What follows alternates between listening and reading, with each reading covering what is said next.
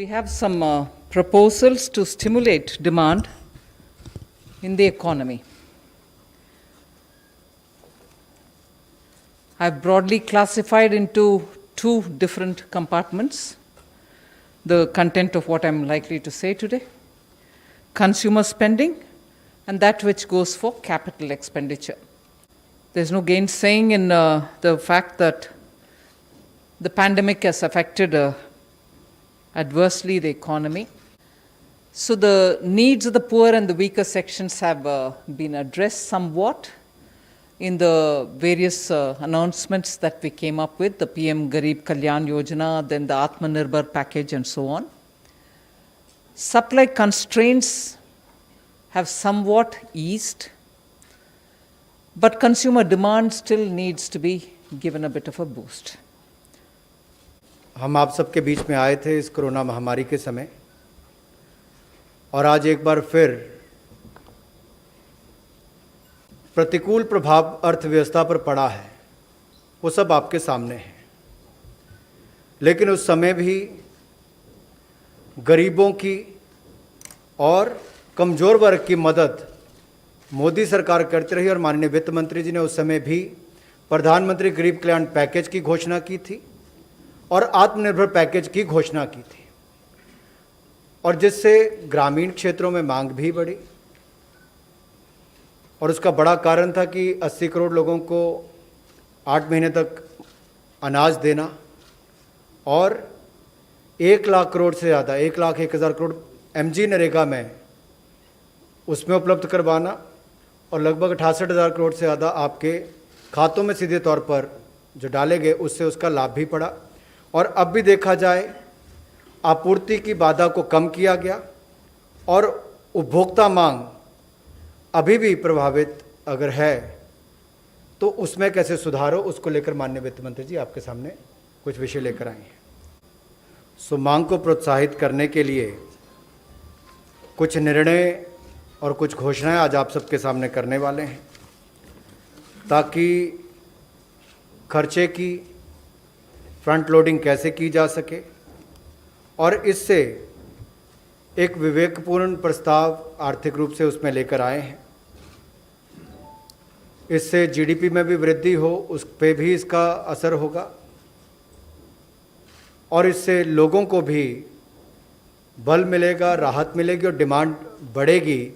उस दृष्टि से LTC कैश वाउचर स्कीम एक ये लेकर आए हैं, और दूसरा स्पेशल फेस्टिवल एडवांस स्कीम ये आपके बीच में लेकर आए हैं, ताकि यात्रा अवकाश भत्ता योजना में जो आगे आपके सामने विस्तार में रखी जाएंगी, उससे कैसे व्यय बढ़े, उपभोक्ता व्यय कैसे बढ़े, उस दिशा में कदम उठाए गए हैं।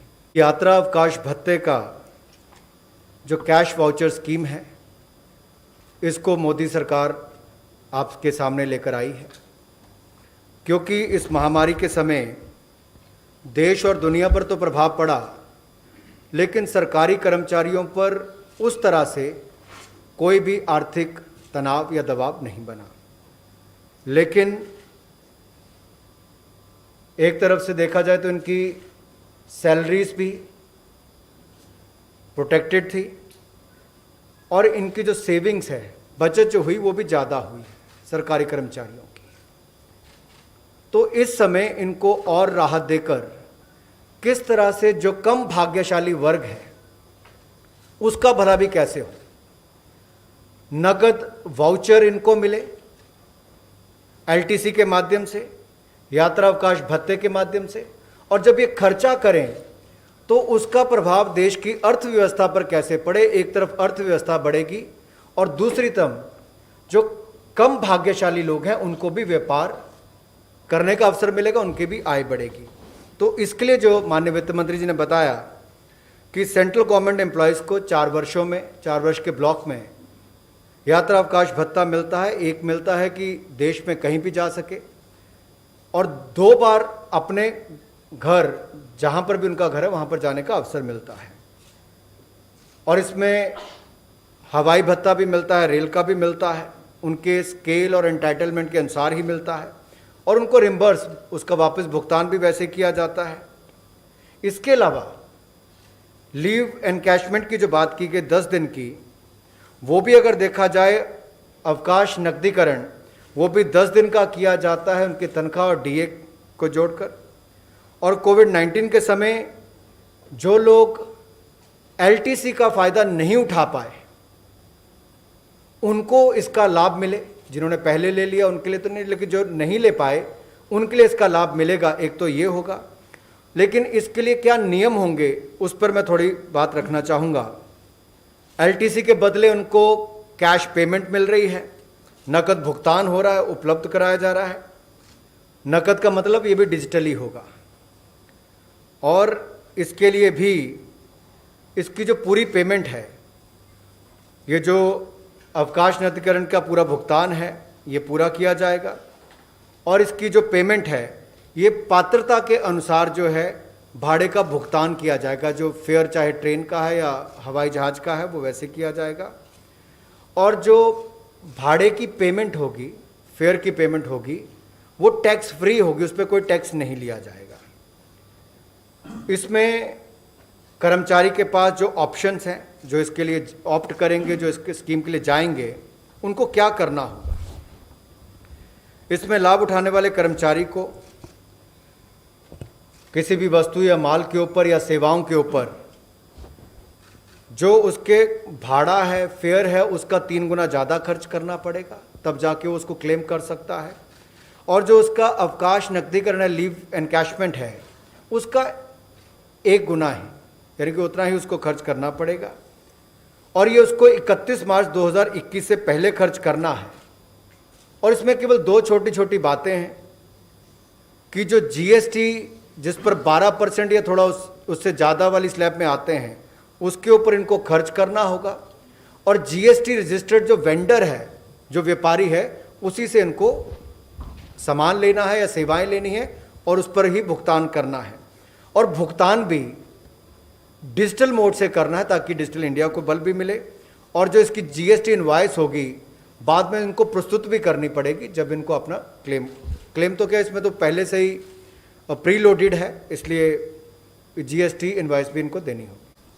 अर्थव्यवस्था को वित्तीय बढ़ावा मिले, और जो निर्णय अभी किया गया, जिसकी माननीय वित्त मंत्री जी ने आपके सामने बात रखी, अगर सरकारी कर्मचारी केंद्र के इसका लाभ उठाते हैं तो इसका कुल मिलाकर 5,675 करोड़ रुपये का इसमें उसका इम्पैक्ट देखने को मिलता है।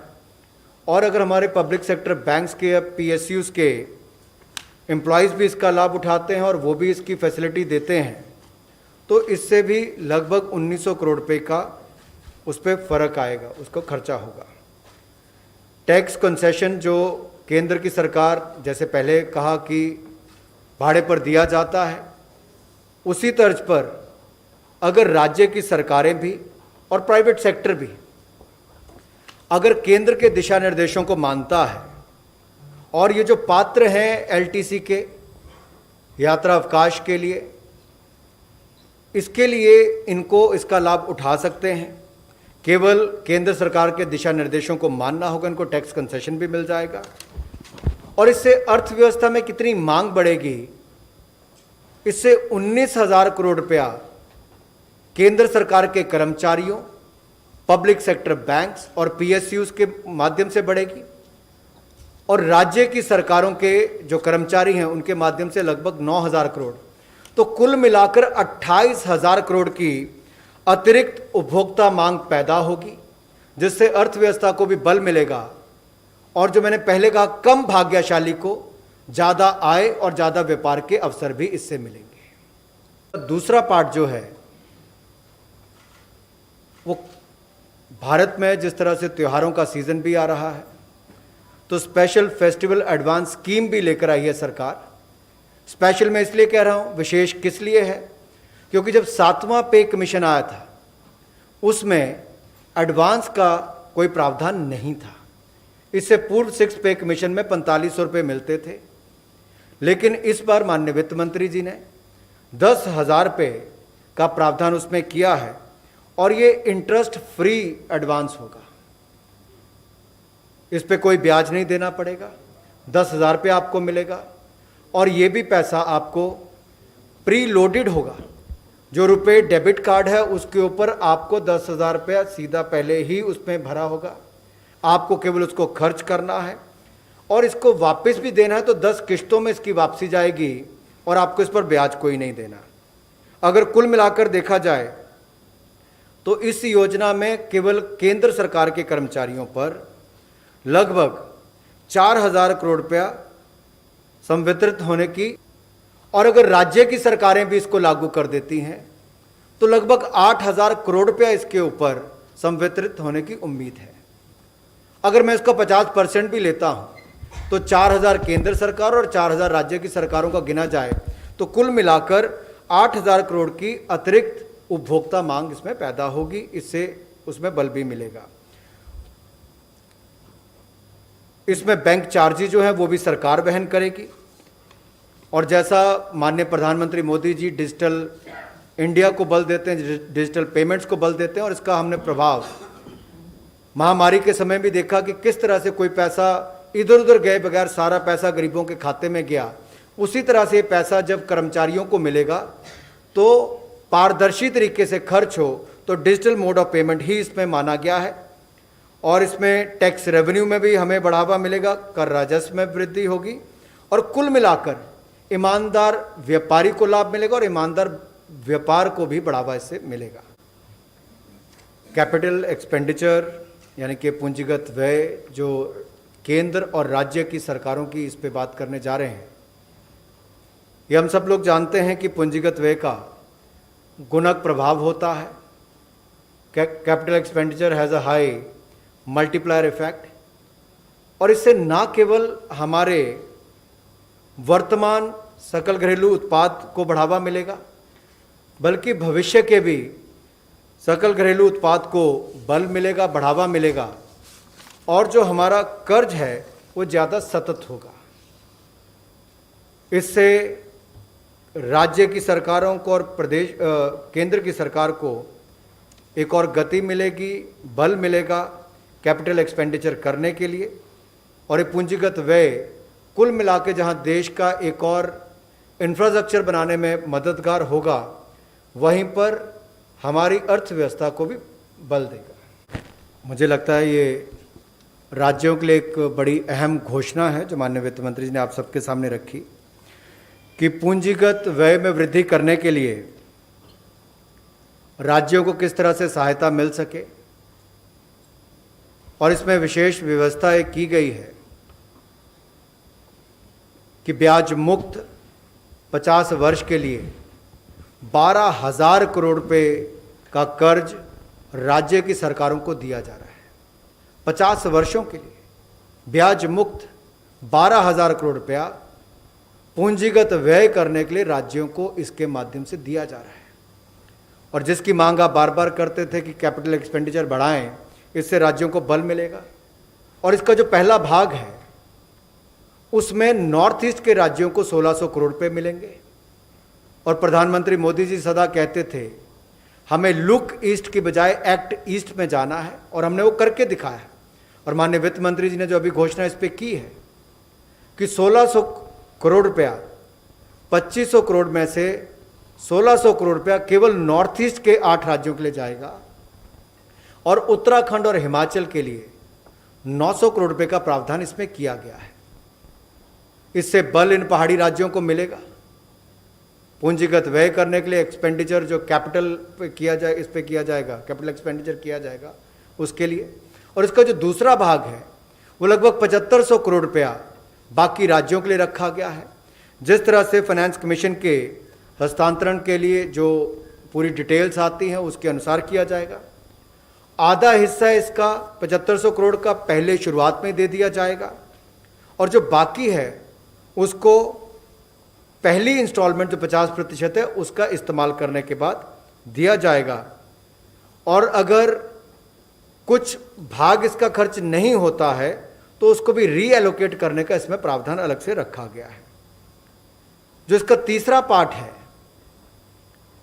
2,000 करोड़ रुपए का, आपको याद होगा आत्मनिर्भर पैकेज के समय FRBM एक्ट के अनुसार जो 3% राज्यों के लिए प्रावधान है उससे ऊपर भी 2% खर्च करने की सुविधा दी गई। और 4 जो इसमें शर्तें थी उसमें से 3 को जो पूरा कर लेता है उनको ये अतिरिक्त 2000 करोड़ रुपया राज्यों को मिलेगा, ताकि वो बदलाव रिफॉर्म्स भी अपने राज्यों में लाएं, उनके राज्यों का भी भला हो, और जिन्होंने अच्छे रिफॉर्म्स कर दिए होंगे उनके लिए 2000 करोड़ रुपये उपलब्ध रहेगा और इसका वो सदुपयोग कर पाएंगे। इस पैसे को कहाँ खर्च किया जा सकता है? राज्य इसको किसी भी नए प्रोजेक्ट के ऊपर या कोई चालू जो अभी वर्तमान कोई प्रोजेक्ट है उसके ऊपर, और इसमें चाहे ठेकेदारों के बिल की पेमेंट करनी हो, सप्लायर के बिल की पेमेंट करनी हो, उन सब की पेमेंट्स इसके माध्यम से की जा सकती है। कोई नया प्रोजेक्ट आना हो, मान लीजिए छोटे राज्य नए प्रोजेक्ट लाने में ही डरते थे कि उनके पास कैपिटल एक्सपेंडिचर करने के लिए पैसा नहीं होता था, तो उनको भी और बड़े राज्यों को भी इससे बल मिल पाएगा। और इसमें 31 मार्च 2021 समय सीमा रखी गई कि उसके पहले आपको ये खर्च करना होगा। जब ये इससे पहले खर्च होगा तो अर्थव्यवस्था में जब पैसा आएगा तो इससे और गति अर्थव्यवस्था को मिलेगी और इससे आगे भी बढ़ावा मिलेगा। इसके अलावा ये जो एक और इसमें बड़ी बात है कि जो बोरिंग लिमिट यानी कि जो कर्जा लेने की सीमा एक तय कर रखी थी, ये उसके अलावा है, और इसकी पेमेंट जो है वो भी बुलेट रीपेमेंट है, और वो भी 50 वर्षों के बाद है। इसमें कोई सर्विसिंग की रिक्वायरमेंट नहीं है। कब तक? अगले 50 वर्षों तक। तो मुझे लगता है राज्यों के लिए एक बहुत बड़ी घोषणा आज इसके माध्यम से हुई है, क्योंकि मेरे तो अनुभव में इतना बड़ा पैसा और 50 वर्षों तक के लिए, और उसमें ब्याज की भी इतनी राहत आपको दी गई हो, तो ये अपने आप में बहुत बड़ी राहत राज्यों के लिए मदद है। पूंजीगत व्यय में भी लगभग 25,000 करोड़ रुपए की और वृद्धि और उसका प्रावधान करने का निर्णय किया गया है। और ये जो अतिरिक्त बजट इसके लिए दिया जाएगा 25,000 करोड़ का, वो किन क्षेत्रों में पूंजीगत व्यय उसका हो सकता है, उसके लिए भी क्षेत्र निर्धारित किए गए हैं। सड़कों के ऊपर हो सकता है, जलापूर्ति के लिए हो सकता है, रक्षा बुनियादी ढांचों के लिए हो सकता है, शहरी विकास के लिए हो सकता है, और यहाँ तक कि जो भारत में बने पूंजीगत उपकरण हैं, जो कैपिटल इक्विपमेंट है, उनके ऊपर भी, ताकि मेक इन इंडिया को बल भी मिले, उसके लिए भी इसके लिए किया जा रहा है। तो इन क्षेत्रों में इसका खर्चा किया जाएगा, और 25,000 करोड़ का ये एडिशनल अतिरिक्त बजट का जो प्रावधान यहाँ पर किया गया है वो इन क्षेत्रों के लिए किया जाएगा। और इसको आने वाली जो रिवाइज एस्टिमेट के लिए जो डिस्कशंस होंगी उस समय इसको कर दिया जाएगा, एलोकेशंस उस समय कर दी जाएंगी। I'll just give you a summary of all that I've announced in the next 2 slides so that you see the actual impact which we assess.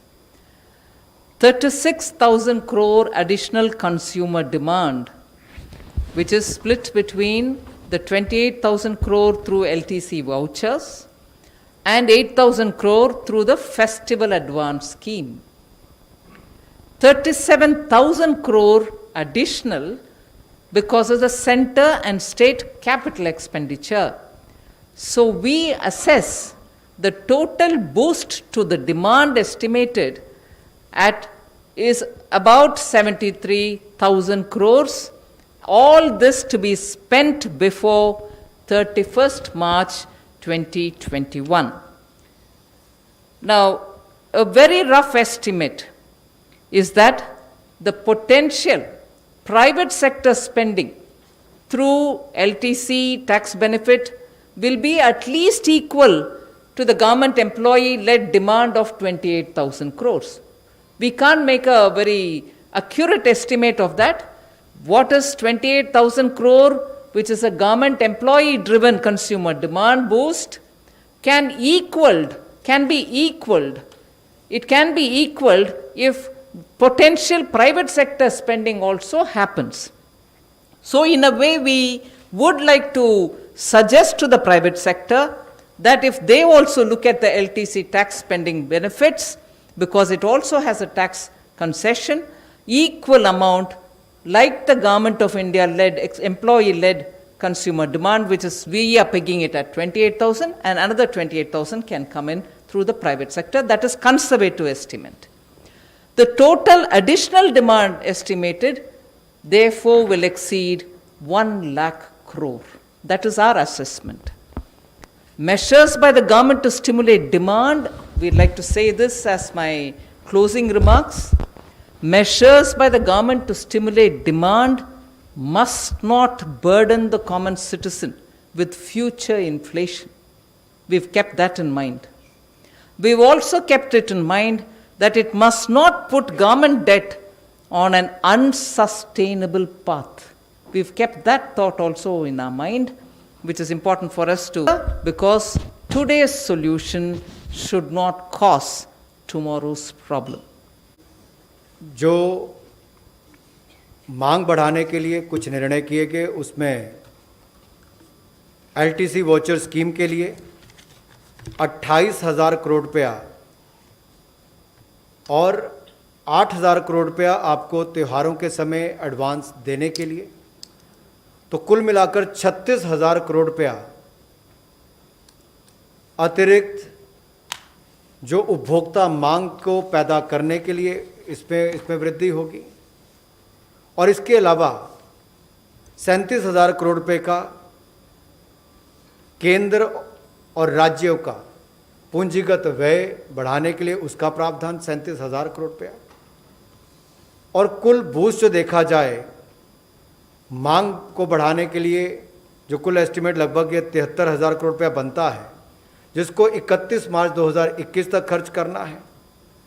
और अगर हम एक रफ एस्टिमेट भी लेकर चलें कि ये एलटीसी का बेनिफिट जो है, यात्रा अवकाश भत्ते का बेनिफिट, अगर प्राइवेट सेक्टर भी उसी तर्ज पर देता है तो लगभग 28,000 करोड़ रुपया उसका भी इसमें गिने तो 1 लाख करोड़ रुपए से ज़्यादा इसकी मांग होगी। यानी कि इससे डिमांड भी बढ़ेगी। जहां एक और लोगों के पास पैसा होगा खर्च करने के लिए, वहीं व्यापारी के लिए व्यापार बढ़ाने का अवसर होगा और उसकी आय के भी अवसर बढ़ेंगे। और यही नहीं, इसके अलावा जो बात माननीय वित्त मंत्री ने बहुत महत्वपूर्ण कही कि इसका बोझ जो है, इसलिए कदम उठाए गए कि आज के उपाय कल की मुसीबत ना बने, लेकिन आज उसका लाभ भी मिल सके, इसलिए इसको बिल्कुल बैलेंस करके दिया गया है। लगभग 1 लाख करोड़ रुपए से ज़्यादा का आज ये जो घोषणा आपके सामने की गई, इसके लिए आप सब आए सुनने के लिए आपका बहुत बहुत आभार। अगर ये सब खर्च लोग उठाएंगे, उससे डिमांड बढ़ेगा, तो जिन वर्ग है जो अफेक्टेड है कोरोना वायरस का, उनका डिमांड बढ़ेगी, उनका रोजगार उससे प्रभावित होगा। So it will directly have a bearing once the demand increases because of the expenditure that is being incurred by these people, the government employees, the public sector undertaking. It will have an impact on those who desperately are looking for demand to keep their business going.